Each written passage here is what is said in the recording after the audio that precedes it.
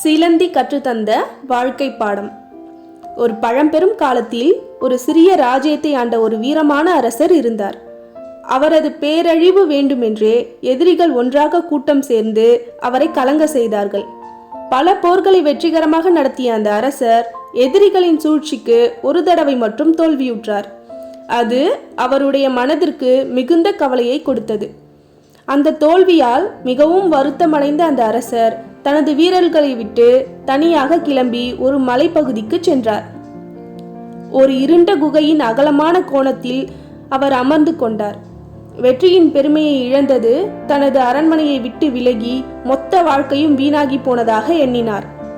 அவருடைய உள்ளத்தில் தோல்வியின் வருத்தம் மட்டுமே நிரம்பியிருந்தது. அவர் உட்கார்ந்து சிந்திக்கும் போது குகையின் ஒரு மூலையில் ஒரு சிறிய சிலந்தி தன் வலையை பின்னிக் கொண்டிருந்தது.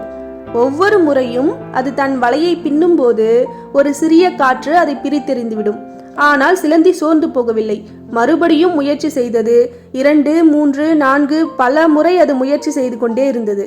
ஒவ்வொரு முறையும் அதன் வலை கிழிந்தாலும் அது விடாமுயற்சியுடன் தொடர்ந்து முயற்சி செய்தது.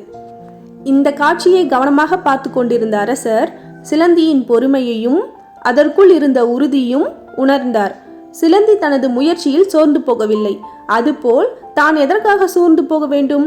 இதுவரை வெற்றியடைந்த தன்னுடைய அர்ப்பணிப்பை ஒரு தோல்விக்காக நின்றுவிடுமா? இவ்வாறு சிந்தித்த அரசர் தன்னுடைய மன அழுத்தத்தை நீங்கி தன்னம்பிக்கையுடன் மீண்டும் போர்க்களத்திற்கு திரும்பினார். அவர் வீரர்களை ஒன்றாக திரட்டி அவர்களுக்குள் நம்பிக்கையை ஊட்டி ஒரு பெரிய திட்டத்துடன் எதிரிகளுக்கு எதிராக போரிட்டார். இந்த முறையில் அவர் மிகுந்த புத்திசாலித்தனத்துடன் போரிட்டு அவர்களுக்கு திருப்பி கொடுத்தார். இறுதியில் அவர் வெற்றியடைந்தார். எதிரிகளை வீழ்த்தினார். தனது ராஜ்யத்தை மீட்டெடுத்தார். அந்த நாள் முதல் அரசர் ஒரு புதிய உண்மையை புரிந்து கொண்டார்.